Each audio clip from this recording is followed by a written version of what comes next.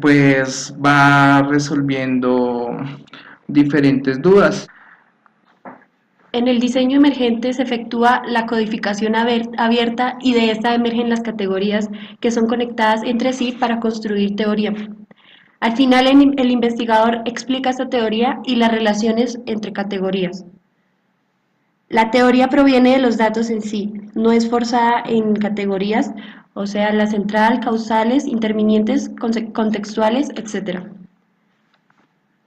En este diseño, el tipo de muestreo preferido es el teórico, o sea, la recolección de los datos y la teoría que está brotando van indicando la composición de la muestra. Asimismo, el investigador debe proveer suficientes detalles de tal forma que quien revise el estudio pueda ver en el reporte de resultados la manera como evolucionó el desarrollo conceptual y la inducción de relaciones entre categorías o temas.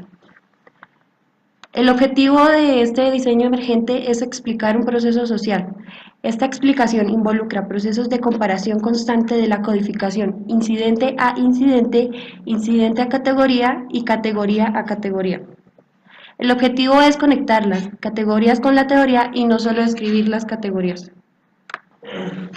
Un tercer diseño más reciente es el denominado constructivista, propuesto por Henderson en 2009. Este diseño busca ante todo enfocarse en los significados proveídos por los participantes del estudio. La autora se interesa más por considerar las visiones, creencias, valores, sentimientos e ideologías de las personas, y en cierto modo critica el uso de ciertas herramientas, como diagramas, mapas y términos complejos que oscurecen o empañan las expresiones de los participantes y la teoría fundamentada.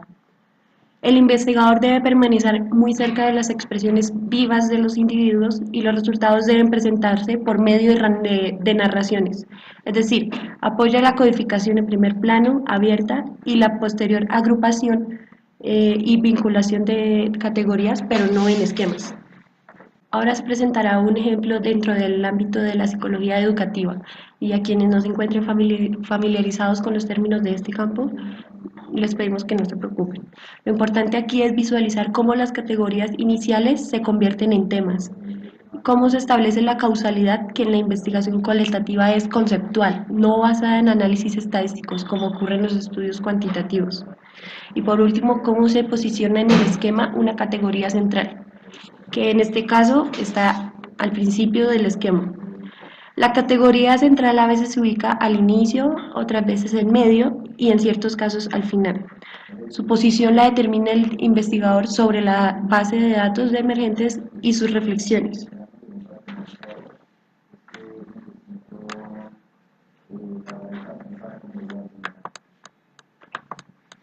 Ahora vamos a ver los diseños etnográficos.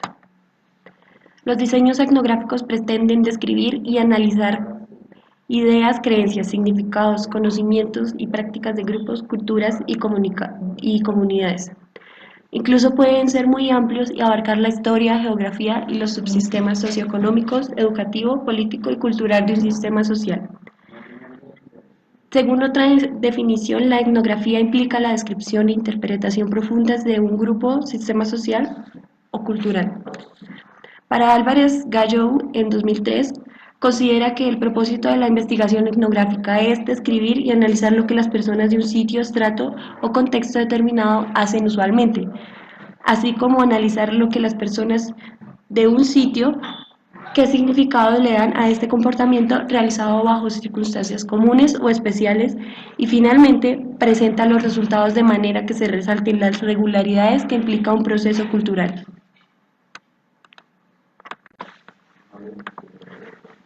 Los grupos o comunidades estudiados en diseños etnográficos poseen algunas de las siguientes características. Implican más de una persona, o sea, pueden ser grupos pequeños, como una familia, o grupos grandes.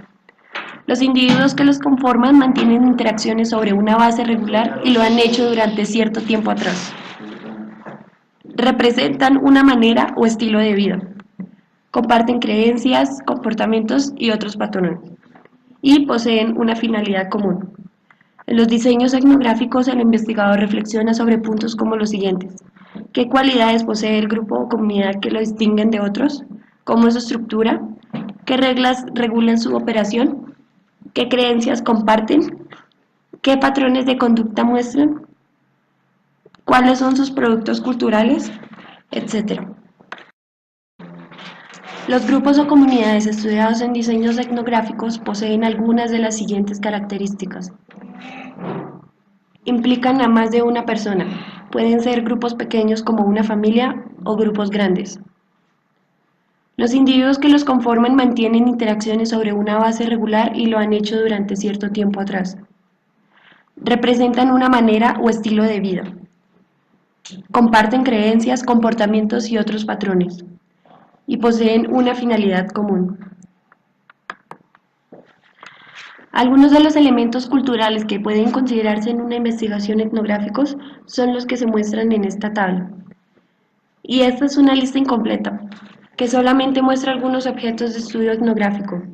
Ejemplos de ideas para investigar desde una óptica del diseño etnográfico serían la cultura de una orden religiosa de monjas, los ritos y las costumbres de los pandilleros en la Mara Salvatrucha, la estructura social del grupo cristero que combatió en Moroleón, Guanajuato.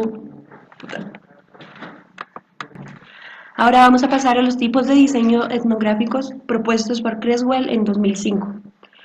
El diseño realista o mixto es un diseño que tiene un sentido parcialmente positivista. Es decir, se recolectan datos tanto cuantitativos como cualitativos de la cultura, comunidad o grupo de ciertas categorías. Al final se describen las categorías y la cultura en términos estadísticos y narrativos. El investigador debe evitar introducir sus sesgos. Los datos cualitativos se recogen con instrumentos semiestructurados y estructurados. El siguiente son los diseños críticos. El investigador está interesado en estudiar grupos marginados de la sociedad o de una cultura. Por ejemplo, una investigación en ciertas escuelas que discriminan a estudiantes por su origen étnico.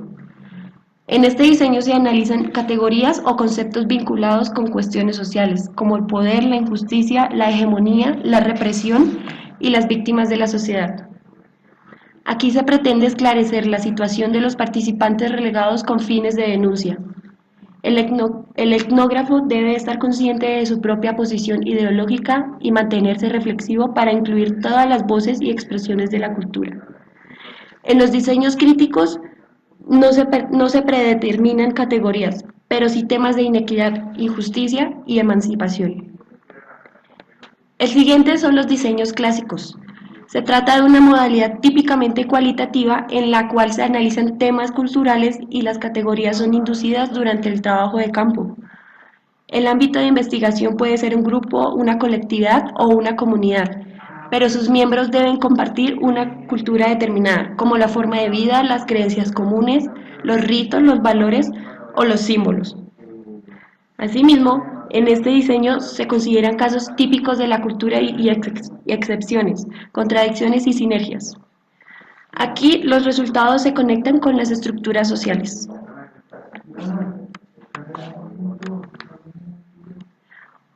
Otra clasificación de diseños etnográficos por el mismo Creswell en 2005 sigue con los diseños microetnográficos. Aquí se centran en un aspecto de la cultura, por ejemplo, un estudio sobre los ritos que se manifiestan en una organización para elegir nuevos socios en una firma de asesoría legal. El siguiente son los estudios de casos culturales. Aquí se considera una cultura de manera holística o completa. Y por último tenemos la metaetnografía, que es la revisión de varios estudios etnográficos para encontrar patrones. Aquí tenemos otra clasificación de diseños etnográficos propuesta por Joyce y Boyle en 2003. Empieza con la etnografía procesal, en donde se describen ciertos elementos de los procesos sociales, los cuales pueden ser analizados funcionalmente si se explica cómo ciertas partes de la cultura o de los sistemas sociales se interrelacionan dentro de un determinado tiempo y se ignoran los antecedentes históricos. Asimismo, se analizan diacrónicamente cuando se pretende explicar la ocurrencia de sucesos o procesos actuales como resultado de sucesos históricos. La siguiente es la etnografía holística o clásica. Aquí se abarcan grupos amplios, Toda la cultura del grupo es considerada y generalmente se obtienen grandes volúmenes de datos, por lo que se presentan en libros. La siguiente es la etnografía particularista. En esta, en esta etnografía, la aplicación de la metodología holística a grupos particulares o a una unidad social es imperativa. La siguiente es la etnografía de corte transversal. Se realizan estudios en un momento determinado de los grupos que se investigan y no procesos interaccionales o procesos a través del tiempo. Y por último tenemos la etnografía etnohistórica. Aquí implica un recuento de la realidad cultural actual como producto de sucesos históricos del pasado. Diseños narrativos. En los diseños narrativos, el investigador recolecta los datos sobre las historias de vida y experiencias de ciertas personas para describirlas y analizarlas, ¿sí? Entonces resulta de interés pues los individuos, pero inmersos en la comunidad, en el entorno, que incluye a otras personas.